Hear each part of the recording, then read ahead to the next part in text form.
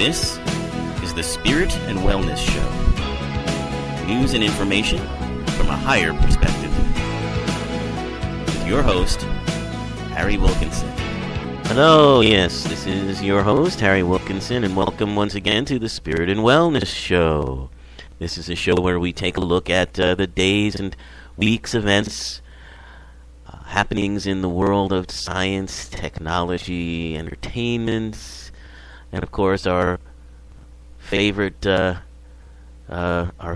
mainstream media, and we take a look at it from a higher perspective. We look at the stories that are being told, how they're being framed, and what they're telling us about ourselves as we create them. It's an understanding that puts us in the driver's seat of all the media that sometimes can seem so overwhelming that it seems like we're not in control of it at all. In fact, that it's controlling us. But we very much are in control of what we are creating here. And the stories that appear, that come through to us for a very important reason, because we have to learn from them, and maybe not in the way that you might expect. Maybe the sort of platitudinous approaches to what you learn don't have as much meaning as what a news story triggers inside of you, or a movie that is ultra-violent triggers inside of you, and what that leads you to discover about yourself. I recently saw some clips of a film called Riddick, and the level of violence was amazing.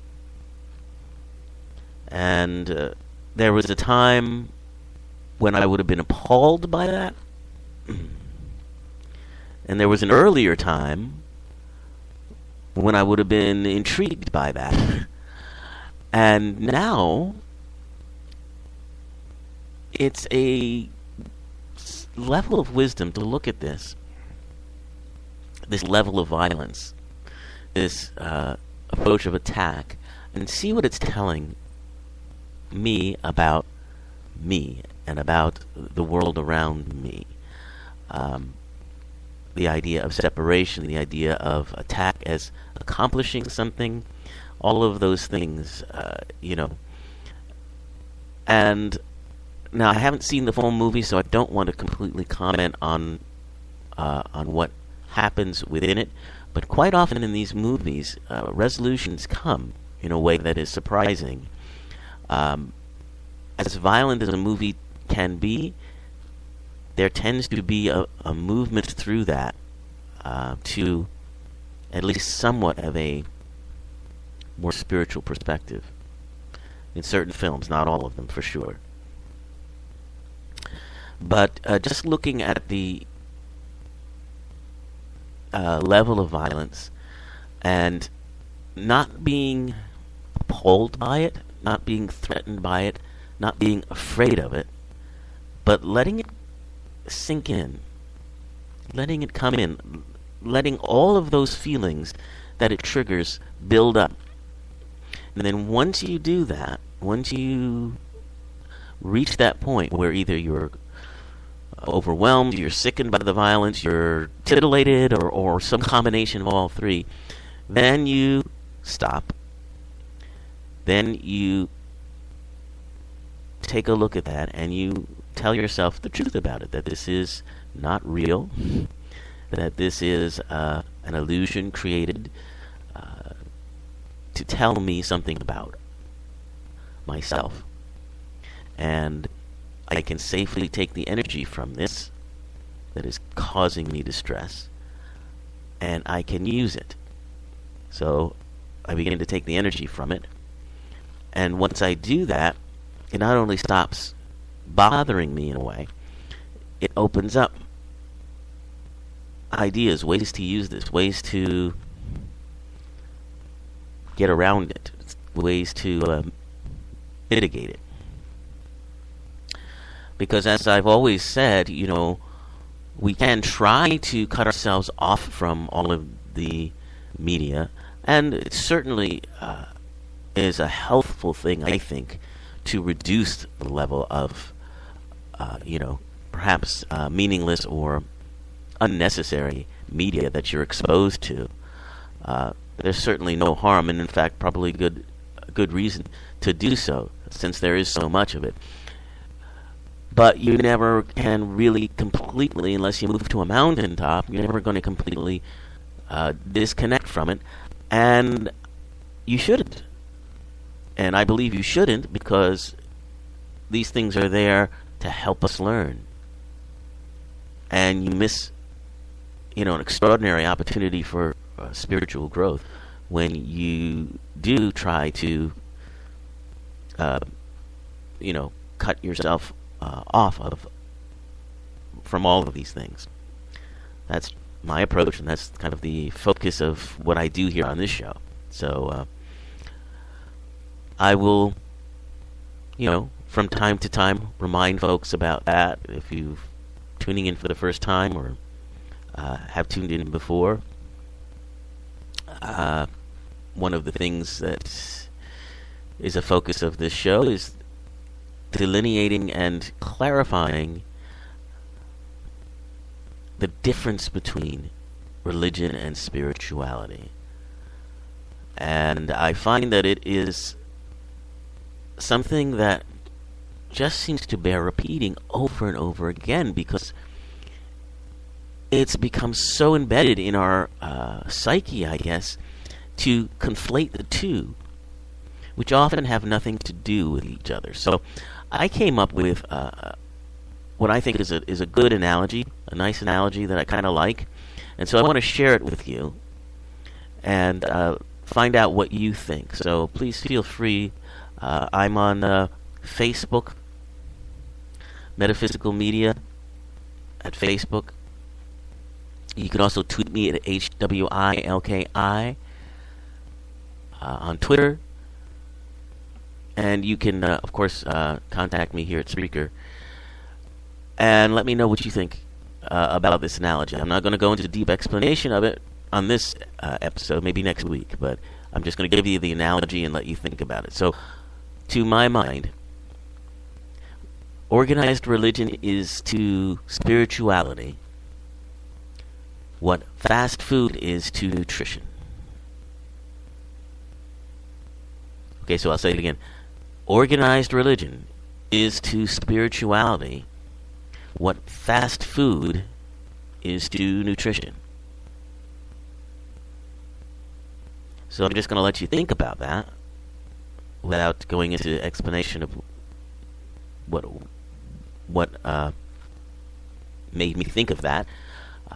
We'll save that for maybe next week. But I'd love to hear what you think about it first. So I've said that, and that's sort of the theme for this episode of the Spirit and Wellness Show. We're going to take a look at two very interesting things that have been happening recently. One I touched on in my last episode 2 weeks ago before the Labor Day holiday, which had to do with a book written by a man named David Harris Gershon. The title of the book is What Do You Buy the Family? Oh my goodness! What do you buy the children? Sorry. What do you buy the children of the terrorist who tried to kill your wife? This is a man who, in trying to find some peace after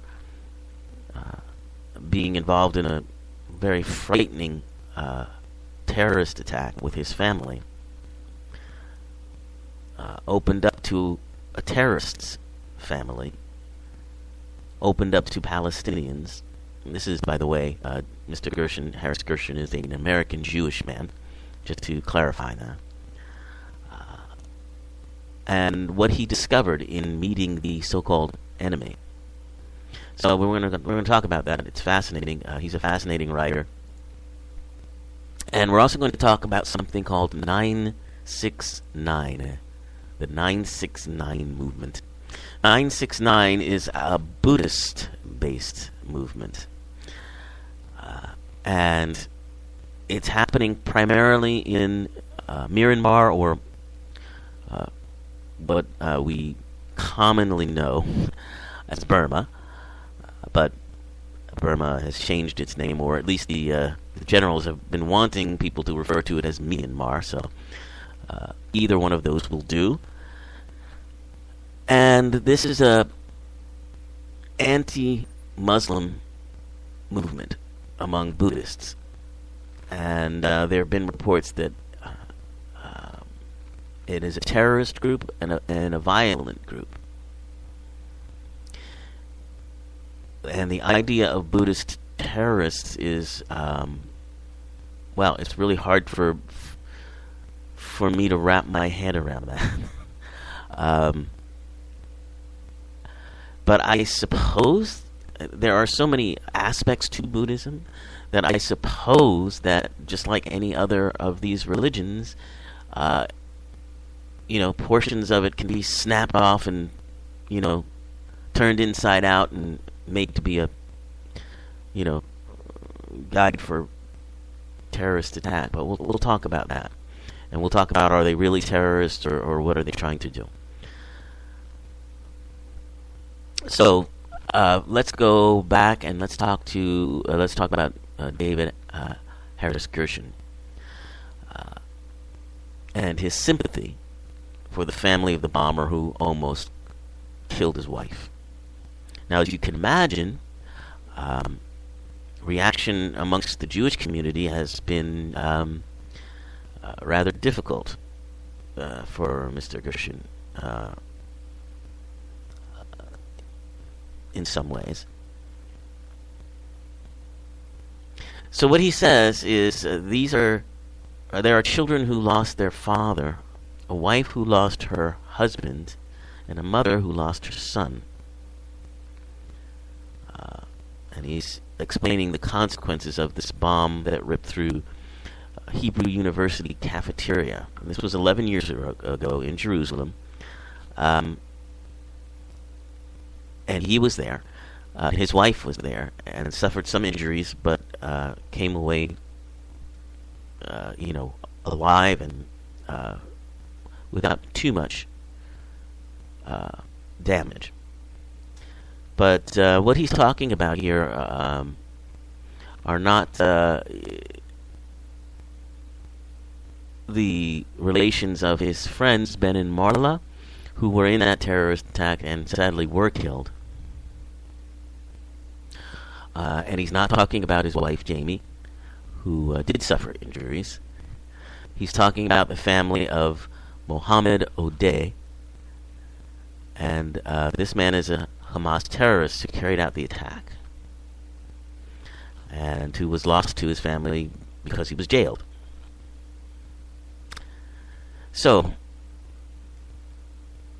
what happened here, what led up to this was this man's struggle to deal with what happened, to deal with guilt, to deal with the fear,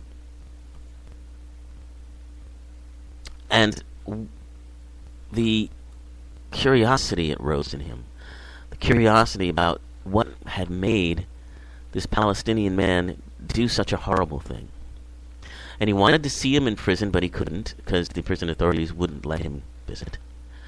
So instead, he decided to go and see the man's family.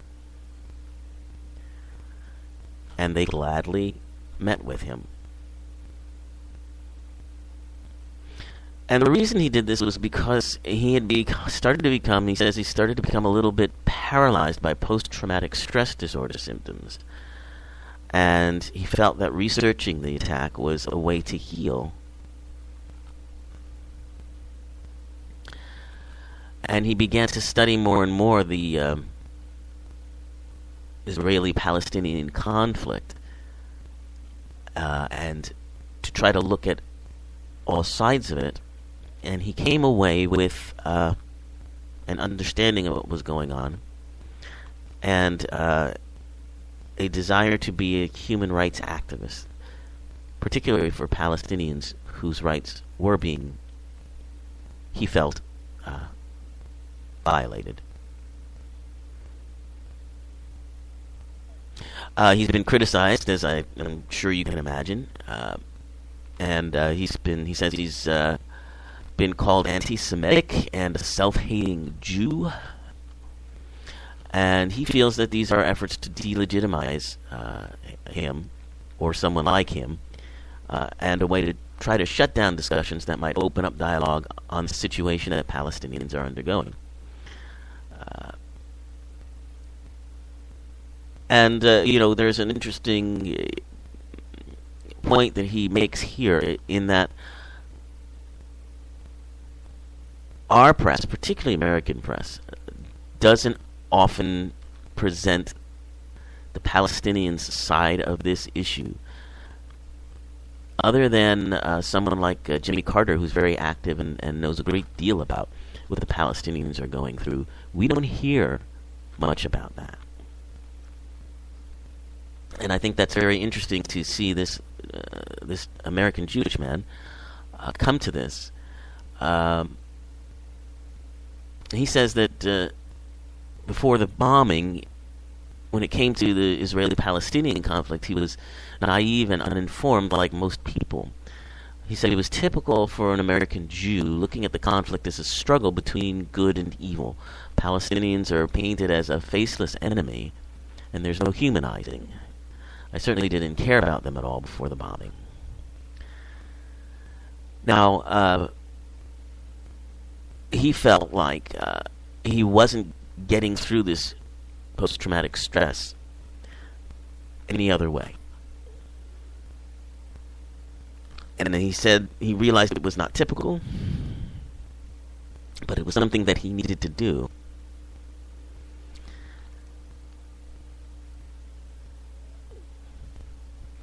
And he says he has deep sympathy for the family and for the children of this man. They were traumatized by this attack. The family was ripped apart to some extent. They didn't know or approve of what he did. And Harris Gershon says he's maintained contact with this family. And he does write, he writes columns about the plight of Palestinians and other issues as well. He has a blog, if you're interested in checking it out, and he has some interesting thoughts. He is on WordPress, so it's davidehg.wordpress.com. That's davidehg.wordpress.com for his blog, if you want to read more of his writings. And the name of his book is What Do You Buy the Children of the Terrorists Who Tried to Kill Your Wife? It's published by One World Publishing. I believe you can find it on Amazon rather easily. Also, might try your library, local library. And this is something that's motivated by, just to look at it from the spiritual perspective, this is something that is motivated by the need for understanding oneness and no longer believing in the illusion of separation. Against the against all of the outside evidence that seems to point to separation, his ability to move through this and his need to heal, the only way that he could heal was to reconnect from that false belief of separation and understand a oneness with these people. He says the more that Israelis and Palestinians are able to meet each other, the more Israelis are able to empathize with Palestinians, then there is the greater chance that public opinion will sway towards compromise and a political solution.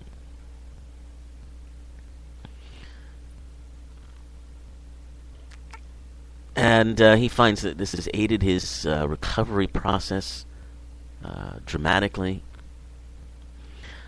And he feels that, his ordeal, his writings, he hopes are going to, bring people to a closer or better understanding of the things that are really going on and what needs to change and why it needs to change.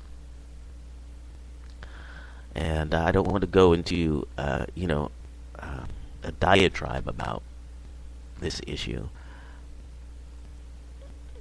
But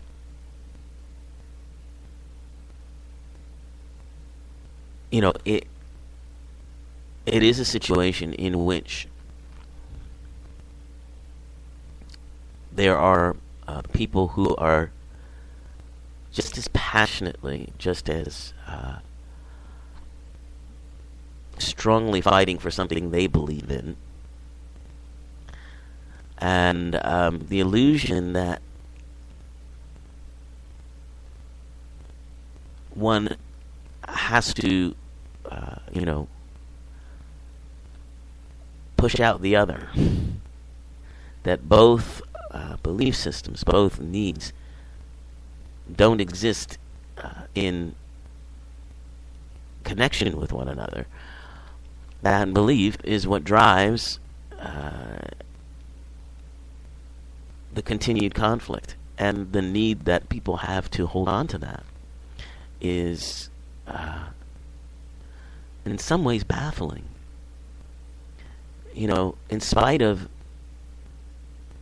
their own nature, in spite of the need that we all have for peace and connectedness, the idea that in order to do that, to take the steps necessary to do that, would undo certain people's belief systems, undo certain things that have been, held onto for years or centuries. Those are the things that drive the conflict. Those are the things that drive all the conflicts. So I say bravo for this man. He's doing something that's pretty brave. Just to be understood, so that he's understood. He's not, he's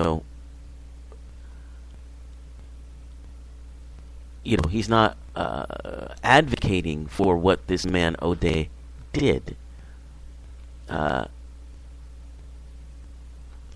He said recently, he was among this man O'Day was among the list of prisoners under consideration for release as part of the deal that freed Gilad Shalit.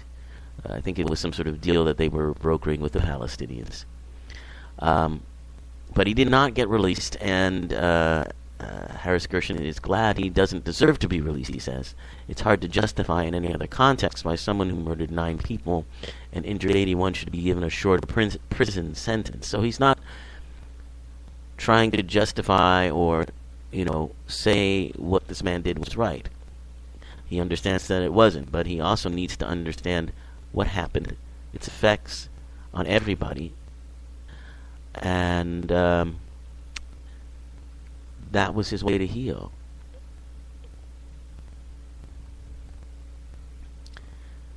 So it's very interesting, and I encourage you to go check out his blog. Again, the blog is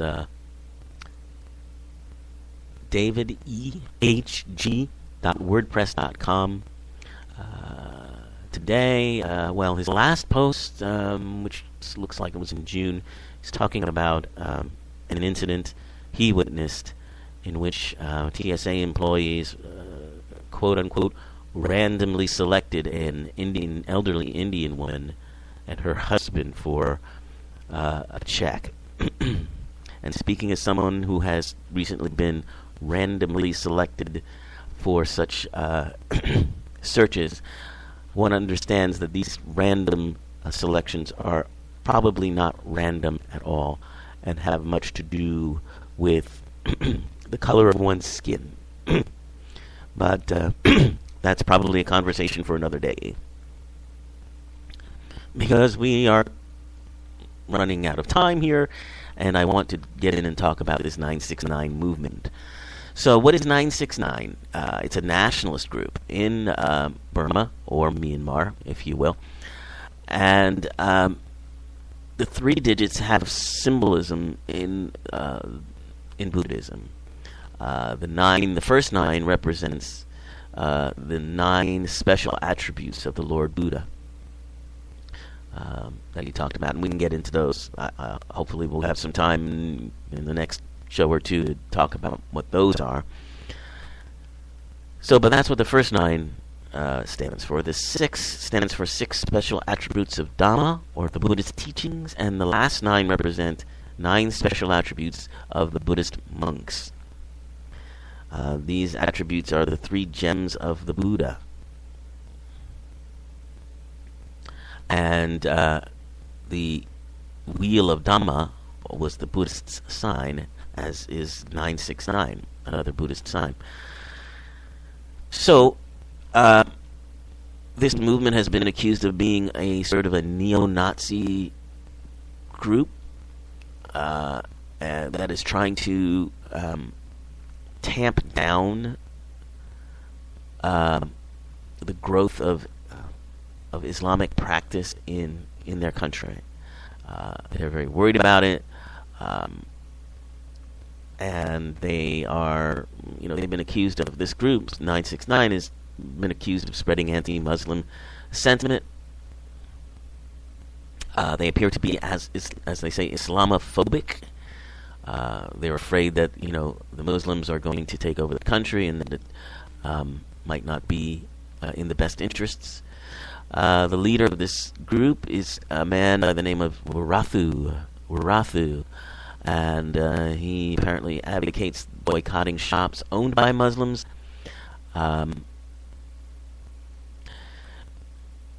He's been linked to events such as the 2012 Rakhine State riots, in which there was violence between Muslims and Buddhists. Time magazine did a cover story on him and called him the face of Buddhist terror. He's quoted as saying, "You can be full of kindness and love, but you cannot sleep next to a mad dog." He says, "If we are weak," he said, "our land will become Muslim." Now, just recently, this is in 29th of August, so about a week or so ago, more religious violence had flared up again. Muslim homes were burnt to the ground after being attacked by Buddhist mobs. It says in just over a year, more than 200 people, mostly Muslims, have been killed, and many more displaced, as unrest has spread from Rakhine State, that's the Rakhine riots that I was talking about, in the west to towns across the country. And many are blaming this controversial monk and his organization. Shinriyathu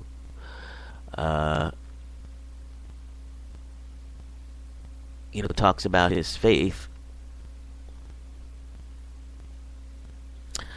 but seems to advocate their destruction, or the destruction of Muslims.